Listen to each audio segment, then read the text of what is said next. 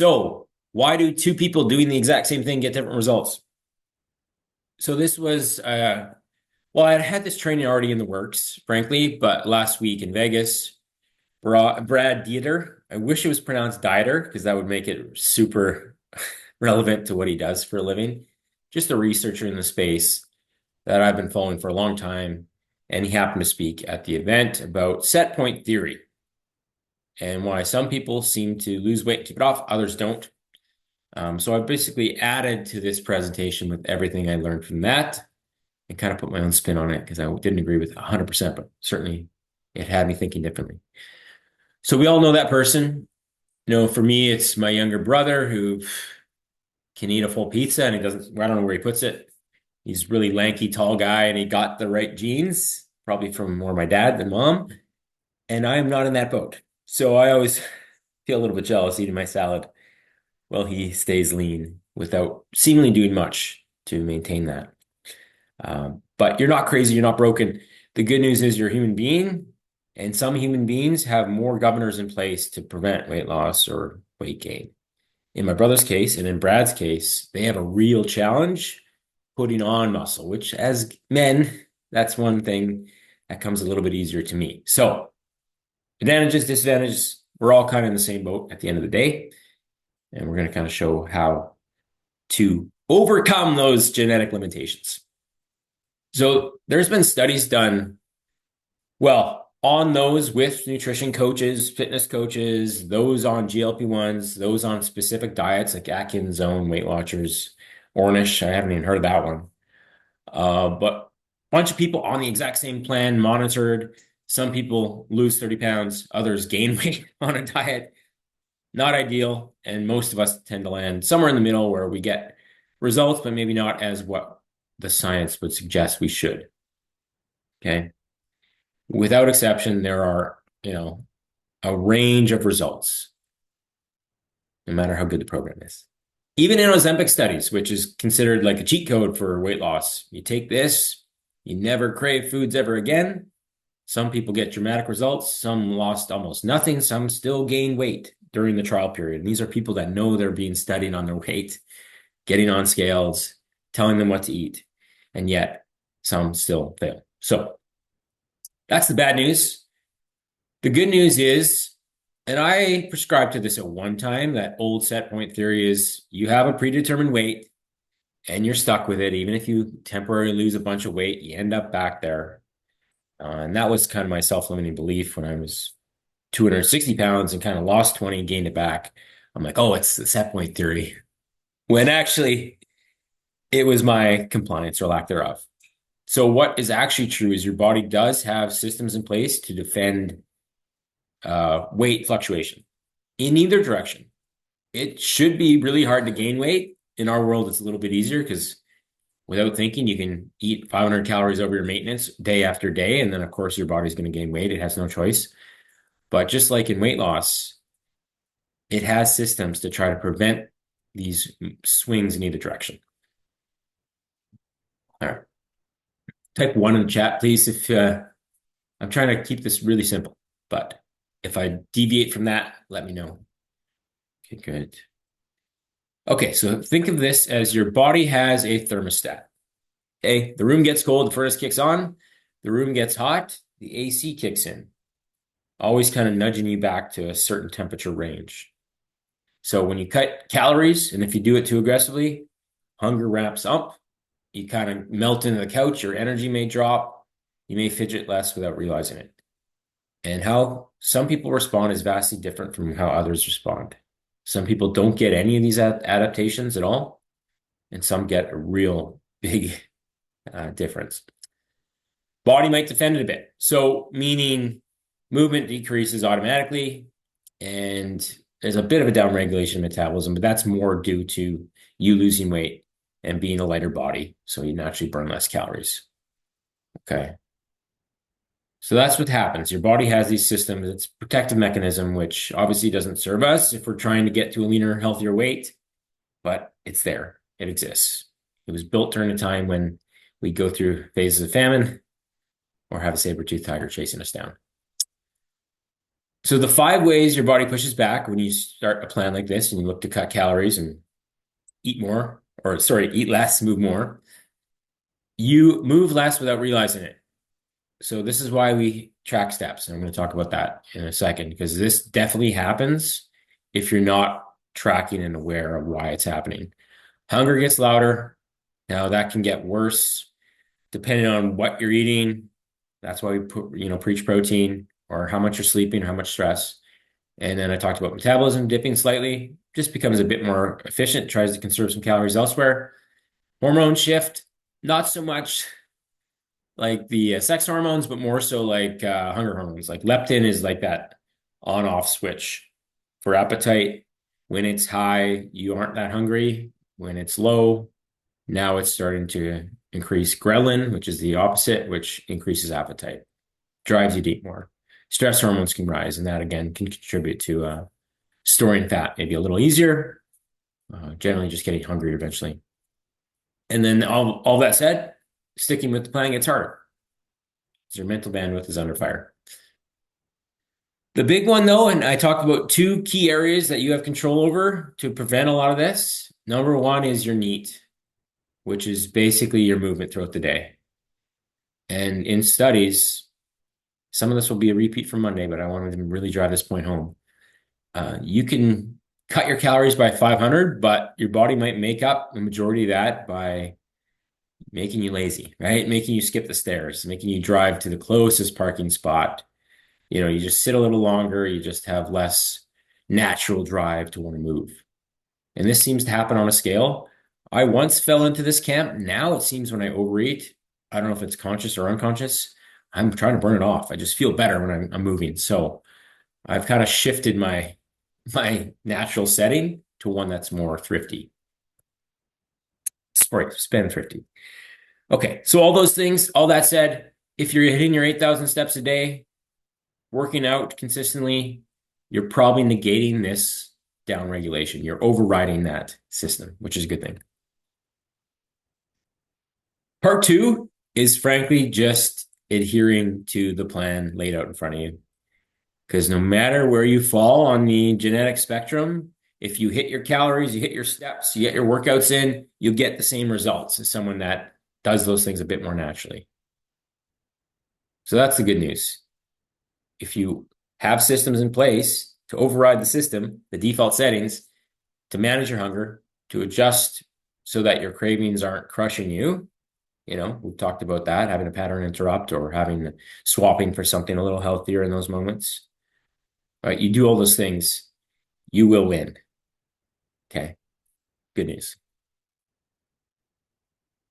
So I touched briefly on this on Monday. Some people have a natural thrifty metabolism that just kind of slows you down as soon as you cut calories. Okay. Conserving energy, whereas some people are just, the type. Anyone that has a kid under 10 knows they're spendthrift because they're constantly moving. They can eat all they want, but they're constantly on the go. We want to try to get into that camp where when we eat a big meal, we walk it off. We just feel better for it. And then eventually it becomes automatic. And most of us are kind of a blend, but you want to try to push yourself towards the spendthrift. Okay. Type yes if you are on board here. It's all about activity and adhering to the plan. Good, good, good. So the whole plot twist to this, when you control the variables, meaning you follow the plan laid out in front of you with as much accuracy and consistency, that wide variance, my genetics, my age collapses dramatically. Like the best case, worst case scenarios all tend to fall in line with where they should. And this is proof of that. This is what Brad shared. So research from 2014, when calorie intake is tracked and followed, even when those people had a thrifty metabolism, they had the expected weight loss that they should. Chart was nice and clean. And the same case when someone was trying to gain weight. As long as they hit their targets in terms of nutrition intake and they're consistent, boom, same idea. So the math works when you follow the plan. Okay, so that all said, what you can and can't control, you do control your daily steps, your adherence to the plan. Of course, there are more barriers for some of us than others that get in the way of our consistency. We definitely want to protect our hunger hormonal balance, and that usually means not cutting calories too aggressively, not doing crazy boot camps every morning at 5 a.m., ensuring sleep quality and duration is where it needs to be as best you can control, and then strength training because that really defends your metabolism at rest. The more muscle we preserve, the better off we'll be. Okay. So what you don't control is your metabolic rate. It does vary person to person. It's not dramatic enough to really cancel out an effective plan, though. Your hormonal baselines, largely genetic. However, there are times in our phases of life where things will be creating more obstacles for you. Perimenopause, menopause for sure. Genetics, and again, that set point range that is actually not overly impactful. Now we know that. Okay. So make sure steps is like your biggest takeaway from today, because that's to negate a lot of these shortcomings. And you all know the big five. This is why it works, because it's a systematic attack on every controllable lever we have that the science shows is most beneficial in this regard, right? So no magic foods, pills, potions, injections, punishment, cardio, all that stuff is in another bucket, which may have a place, time and place, and temporarily, but this is the foundation, as you guys know. And that's why I put it here as a slide. Preaching to the choir, I get that. So moving on, a couple more slides here. So the reframe, my metabolism is broken. I don't want to hear that because it's probably not. It's probably not a factor if you control the controllables. Rule out blood work, certainly get your thyroid checked, all those things. But for 90% of people, you tend to be in the normal range with that. So all it is about doing better, being more adherent to your current plan if it's not working. Same idea. If this isn't working, execution is probably off. Likely it means I'm eyeballing more than being precise with certain measurements. Maybe my steps aren't where they need to be. Sleep, it all boils back to those big five, getting super clear on, okay, where am I actually drifting a bit? Why is this so hard? Unfortunately, it is. Biology loves to maintain like homeostasis. So the exact weight you are today. And it's going to fight you along the way. Ancient survival system, not built for a world with McDonald's at every corner, of course, which is why we have such issues nowadays. Okay. But that should all be good news. That it's more within our control than we realize. Okay. So last but not least here is don't compare your results to anyone else's. It's normal to kind of fall into comparison traps. And sometimes there's good motivation. Like, oh, she's a mom of 3 kids under 10. I am too, and she's crushing it. So why not me? We don't want to get jealous in that scenario, but we want to find inspiration there. And then again, the 2 variables, movement and sticking to your plan, explain 90% of the issues on either end here. And then stop over obsessing over the uncontrollables, which might be your genetics, fair or not. Might be your hormones, fair or not. But again, what do you control? The stuff we talk about. Okay. Okay, so I kind of want to open the floor here really quick. Like what resonated? What part do you want to challenge me on? What surprised you? And ultimately, what will you act on? Like what is that lever you want to lock in? If you're in this scenario where you feel like your results are coming a little slower than they could, what is that kind of that thing coming up for you? Let me and start with the chat, and then we can hopefully unmute. Someone can share on this end. All right. Yes, yes. Consistency. What about energy? Yeah, well, that's unfortunately uncontrollable. So what can you do with the energy levels you have today? Maybe it's not the full workout you planned. It's a partial one versus none, right? Yeah, Martha, that's the quote of the day. Everyone's got barriers that are their own challenges, of course. But what do I control today? What is the variable that's going to move the needle the most for me Double down on that. Okay. Stop sharing. Doreen, yeah, when you say struggling with tracking, can you elaborate on that? What aspect is like tripping you up? Well, just the fact that I don't track consistently, I would say. And I miss things. I know I do because I'm not tracking really properly. So, Hmm. and I Yeah. don't like tracking to begin with. We got to reframe that first and foremost. Yeah, Yeah.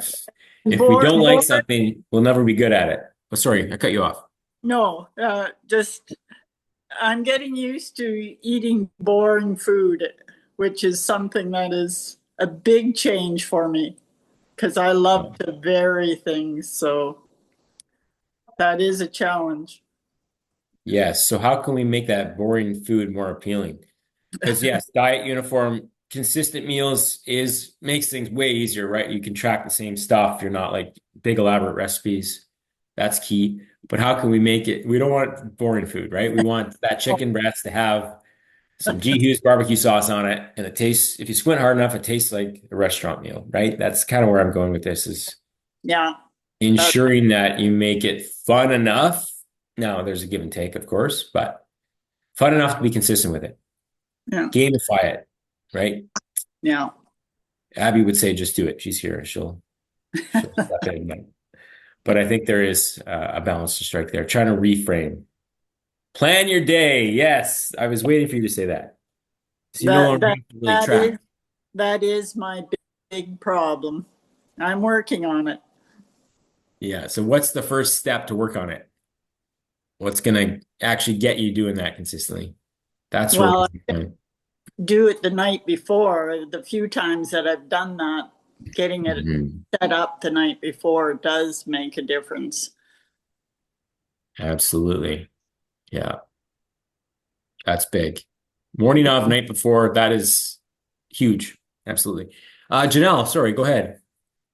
I just wanted to comment to Doreen. So um, I think that there's really something to be said about enjoying the stuff that we are eating, because if I can make the things that I have to eat more enjoyable, then it's more palatable for me. So I add, you know, the low fat feta cheese to my eggs because I love feta cheese. Every night I have a Ninja Creamy, and it stays within my point. So I add a tablespoon of chocolate chips into my chocolate rich protein Ninja Creamy. And so I think that once I'm able to be sure that I can enjoy all of the foods that I'm eating, even though sometimes it's the same thing every day, I don't feel like I'm missing out. And then I don't want to go to the Dairy Queen drive-through anymore, even though, and a side note, I did that about a month ago and it cost me like $16 for Inflation, a, yeah. for a small Dairy Queen thing and a thing of chicken strips. And so that's, not going to happen again either. But I Yeah, just I wanted think to there's share. some good takeaways there, right? Is that, yeah, we are competing with like genetically modified, super palatable foods that obviously get us gaining weight rapidly, but taste damn good going down. And so, yeah, how do we kind of make our healthier foods at least, I don't know if it's tolerable is the right word, but something we can look forward to. Like I have room in my budget for a crank bar every day. They're not the best by any means, calorie conscious, but I do enjoy them. So that's kind of a treat I have after dinner typically. So you kind of find your things to fit within your numbers that you look forward to and still have your adult meals, knowing you can't eat like a toddler right now because you've got goals, right? So, Jackie, did you have your hand up? Maybe it was an accidental. Yeah. Oh, no, I think I did like a reaction, like a Oh, cry. okay. Like, Okay.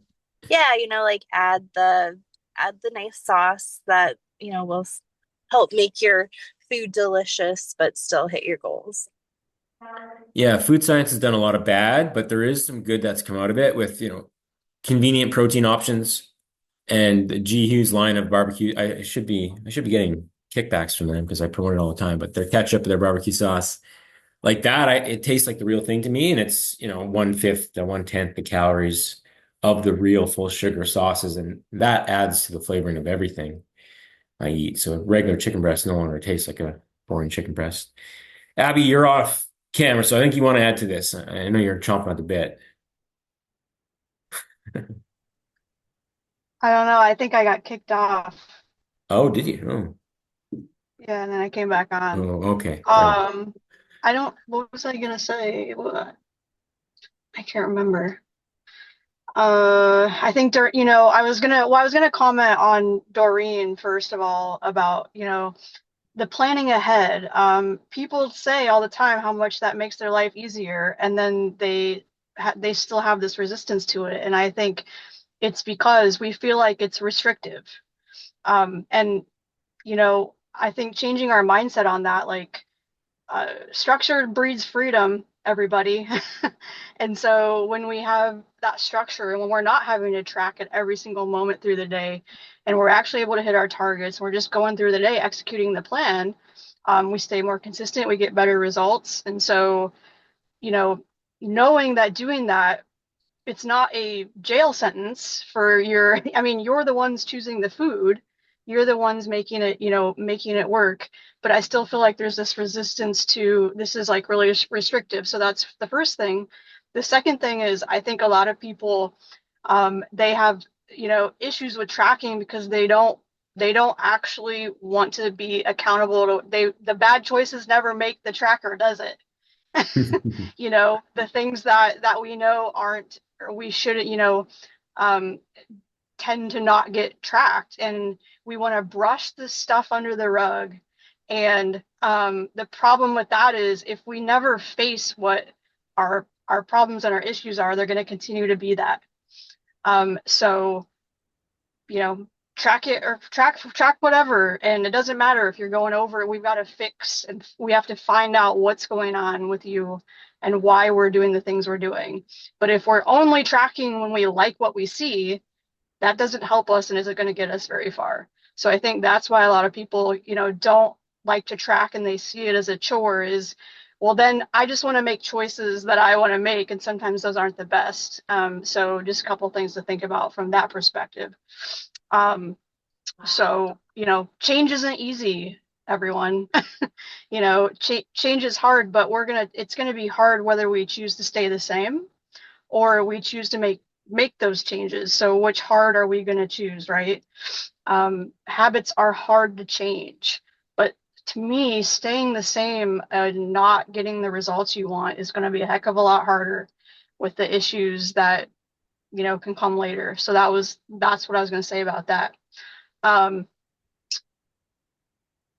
That I don't remember what else I Yeah, was we'll going to come back say, to you. but Yeah. Yeah, I think that's the biggest takeaway for me is when I do track, I save time. It's not more labor intensive, time consuming because I know what I'm eating and I'm not like, oh, it's mealtime. What am I going to eat? And I'm like staring at the fridge blankly and wasting time.